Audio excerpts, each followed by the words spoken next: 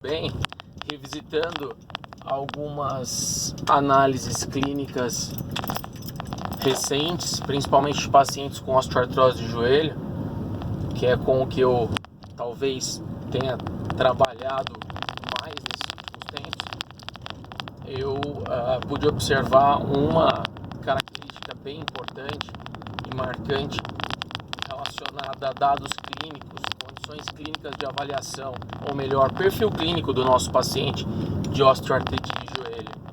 E sem dúvida nenhuma, o perfil clínico não é muito bem estabelecido na literatura.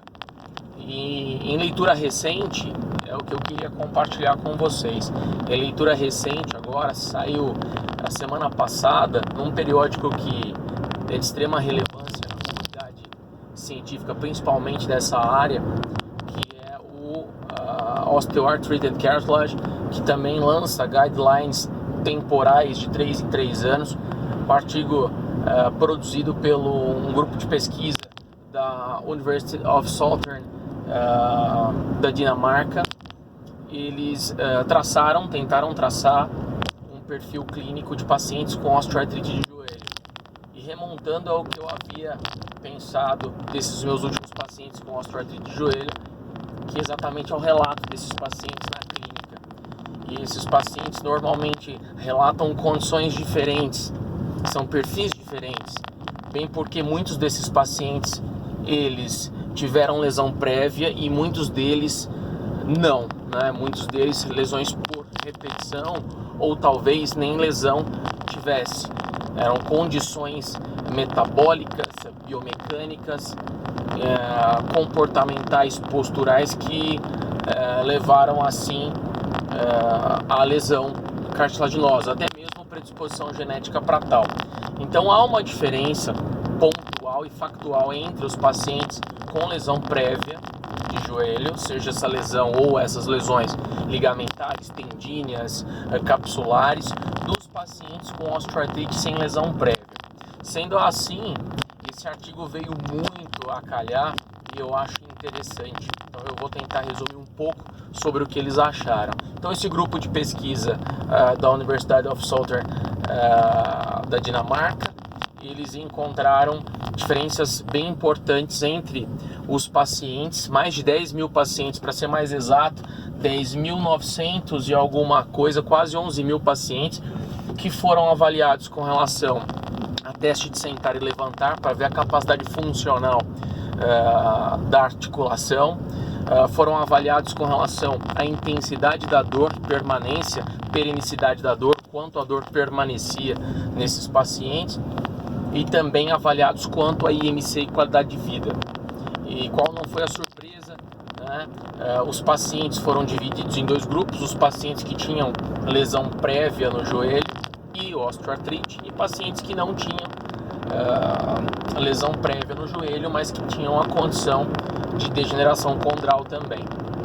Então, eles encontraram as principais diferenças e marcantes são que os pacientes com lesão prévia, eles têm uma tendência muito maior a uma dor pronunciada e prolongada, evidentemente devido a possíveis quadros de sinovite reativa persistente. Esses pacientes também têm uma característica de não ter um IMC elevado, que possa levar a um subjugo de pré-obesidade e obesidade. E esses pacientes têm uma característica funcional um pouco melhor no que diz respeito ao teste de sentar e levantar, ali de quantas vezes eles conseguiam sentar e levantar de uma cadeira por minuto. Então perceba, são quadros diferentes, derivados de fatores de causalidade diferentes. Pacientes com osteoartrite com lesão prévia e pacientes de osteoartrite sem lesão prévia.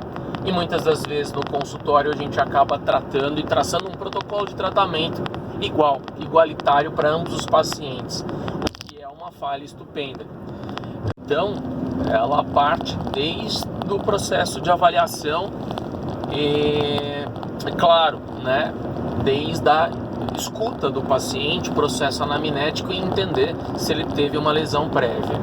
E isso deflagra no uso dos equipamentos de eletrotermofototerapia e cinesioterapia.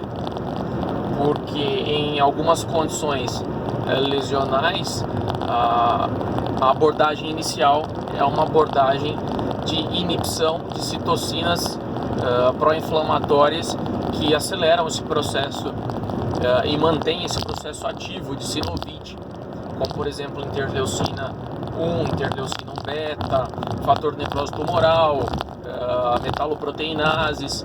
Sendo assim, apenas alguns dos equipamentos dentro do rol dos equipamentos dos fisioterapeutas ou dos quais o fisioterapeuta usa são fidedignos com a resposta que pode ser alcançada, e outros não. Enquanto a pacientes que não têm lesão prévia, evidentemente você perderia muito tempo usando alguns desses equipamentos ou alguma dessas modalidades, sendo que já poderia trabalhar com outro perfil clínico, como o estudo mostra e como, é claro, as concepções clínicas elas apontam. Pessoal, se vocês gostaram desse vídeo, compartilhe, e nós teremos muitos desses ao longo do ano de 2021.